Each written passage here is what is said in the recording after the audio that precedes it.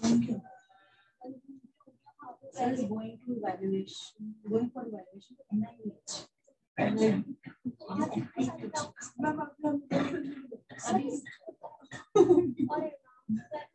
कल से जियादी में जाना चाहती हूँ. Good morning, everyone. Today I am going to be presenting on the topic polyuria and psychiatry, and my moderator is Dr. Sarthi. Polyuria is defined as a urine output exceeding 3 liters per day. Common causes of polyuria and the underlying mechanisms are osmotic diuresis, example in diabetes mellitus, where water follows non-reabsorbed solute like glucose across the kidney tubules. Primary polydipsia, where there is excessive water intake. Central diabetes insipidus, where there is deficient pituitary antidiuretic hormone secretion, and nephrogenic diabetes insipidus, where there is normal ADH secretion but renal resistance to its water retaining effect. Where common causes are rare inherited mutations in vasopressin receptor or aquaporin 2, use of lithium and diuretics, interstitial nephritis, hypokalemia, and hypercalcemia. Major causes that should be considered in patients with serious mental illness include the glucose-induced osmotic diuresis of diabetes mellitus, psychogenic polydipsia, nephrogenic diabetes insipidus in the context of lithium use. Use of diuretics may also be considered in individuals with eating disorders. Primary polydipsia is present in more than 20% of inpatients with chronic psychiatric conditions, commonly seen in individuals with schizophrenia, developmental disability, and anxiety disorder. The underlying pathoetiology is unclear. Diagnostic principles. Key point in determining the etiology of polyuria are: distinguish true polyuria from increased urinary frequency, evaluate sense of thirst and determine how much the patient is drinking, paired blood and urine samples for determining osmolality, and serum tests to exclude diabetes mellitus and hypercalcemia are essential. History. Clarify if there is increased volume of urine or increased frequency of urination. Determine if there is associated polydipsia. Screen for associated symptoms like urinary symptoms, which may point towards infections, or weight loss, which may point towards diabetes mellitus. Past medical history, which includes diabetes mellitus, which may result in osmotic diuresis, head trauma or pituitary surgery resulting in central diabetes insipidus, history of any infiltrative condition, central DI. Social history, where alcohol intake inhibits pituitary secretion of ADH. Family history of polyuria, and medication review like use of diuretics and lithium. Examination, assess fluid status, check pulse, capillary refill time, and skin turgor. Assess body habitus, where obesity may point towards diabetes mellitus and cachexia may point towards malignancy or an eating disorder. Skin examination, hyperpigmented or hypopigmented lesions, ulcers, or subcutaneous nodules may suggest sarcoidosis. Lymphadenopathy may suggest malignancy or infiltrative disorder. Investigations. Following investigations can be done to determine polyuria: urine osmolality and sodium levels paired with plasma osmolality and sodium levels, renal function, especially sodium levels, potassium levels, urea levels, and creatinine levels, serum calcium levels, fasting or random glucose and HbA1c levels, and if appropriate, lithium levels. Now, management for diabetes mellitus. Uncontrolled diabetes mellitus may result in osmotic diuresis. Treatment involves optimizing glycemic control. Management is multifaceted, requiring a combination of patient education to facilitate lifestyle modification and pharmacological approaches. Overarching goals are to achieve normoglycemia and manage or prevent any vascular complications. For certain drug classes, their mechanism and evidence based on serious mental illness. First, biguanide, which includes metformin. It increases insulin sensitivity, reduces hepatic synthesis of and release of glucose, and increases peripheral glucose uptake.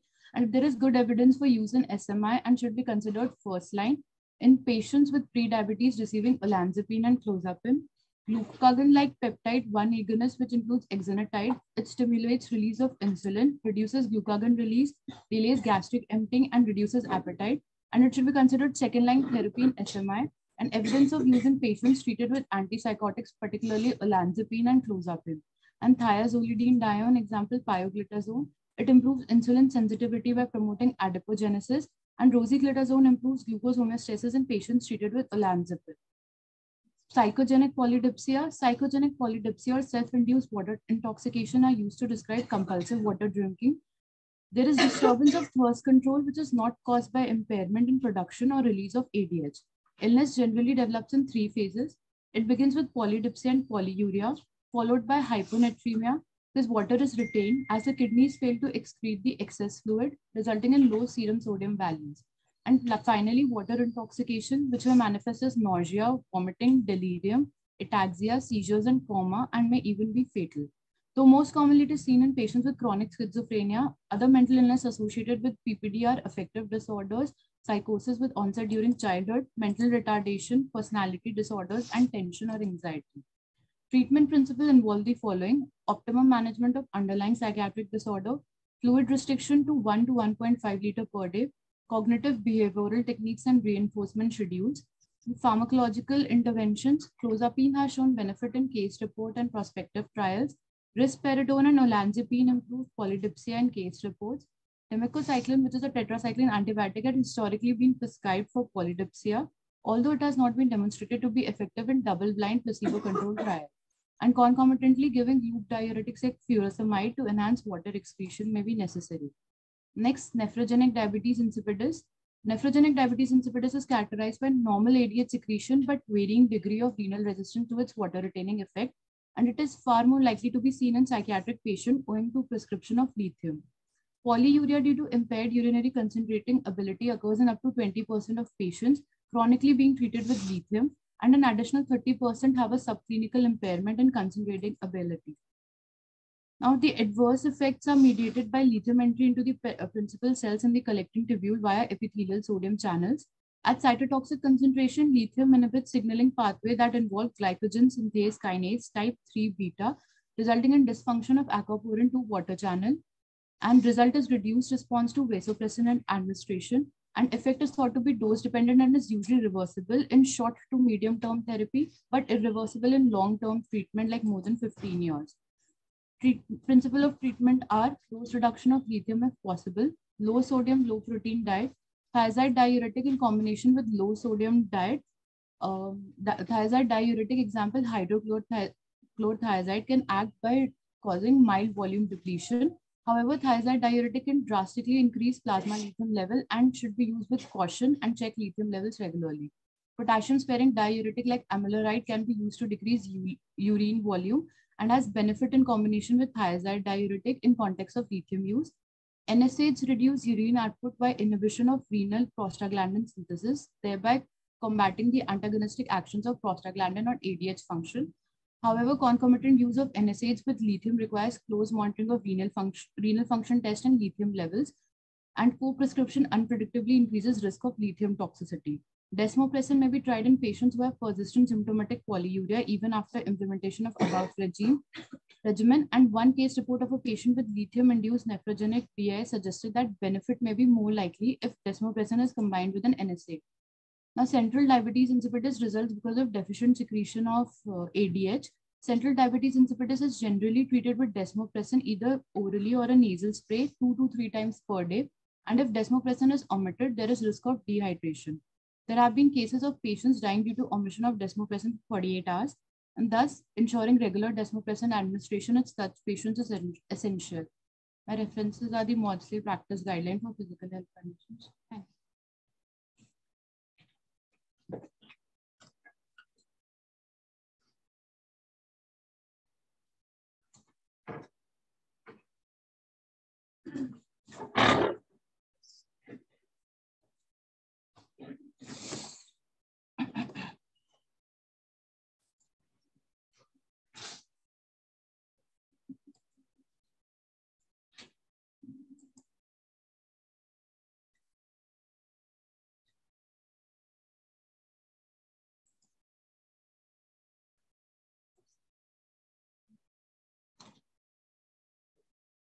Good morning, everyone. My topic is nocturnal enuresis, and my moderator is Dr. Ayushi Gera.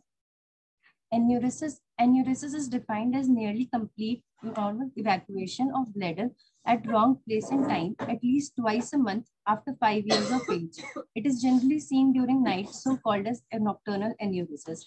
Enuresis of two types, primary and secondary. In the primary one, the child has never been dry since birth. In secondary enuresis, bedwetting starts after minimum period of 6 months of dryness. Etiology: maturational delay is the most common cause of nocturnal enuresis. suggested by high spontaneous cure rates with increasing age. Anxiety-producing episodes during 2nd to 5th years, the time for development of nocturnal bladder control, are associated with increased risk of enuresis. ADH has circadian rhythm with increased secretion at night and peak secretion between 4 to 8 a.m. A lack of this rhythm or impaired response of kidney to ADH may be a possible cause. Secondary enuresis may be precipitated by acute stressful or traumatic experience. Bladder irritability due to UTI can also be a cause. Conditions causing polyuria like diabetes mellitus or diabetes insipidus, spina bifida, neurological bladder or dysfunction, ectopic uterus, and stress incontinence are other causes. Evaluation. A careful history helps determine whether condition is primary or secondary. In case of secondary enuresis, history should be taken to rule out acute stressful conditions. Physical examination should focus on spinal anomalies. Clinical and neurological examination excludes anatomical or neurological cause for incontinence.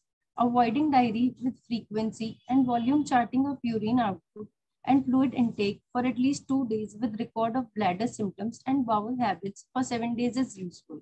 It helps detect children with non-monosymptomatic enuresis or polydipsia, provide information on nocturnal polyuria, and help monitor compliance to instruct and response to therapy. Urine analysis rules out infection, proteinuria, and glycosuria.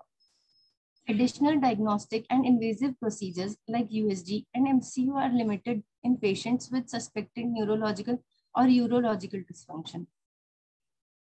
Role of psychiatry in enuresis. Antipsychotics have potential to cause enuresis. However, the course is self-limiting and sporadic. There is a strong association between clozapine and nocturnal enuresis. For clozapine, it has been postulated that although its anticholinergic effect should cause urinary retention, but its strong serotonergic effect inhibits parasympathetic control of micturition, leading to enuresis.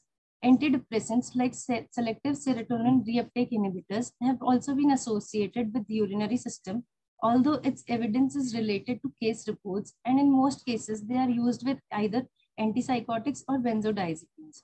Benzodiazepines use have also been associated with urine incontinence, and nocturnal enuresis. Nocturnal enuresis is likely to be clozapine induced. If not, then we refer to primary care or urology. And if yes, then non-pharmacological interventions are taken as primary care. In that, we reduce the fluid intake in evening, reduce caffeine and alcohol intake, stop smoking, and weight loss is preferred.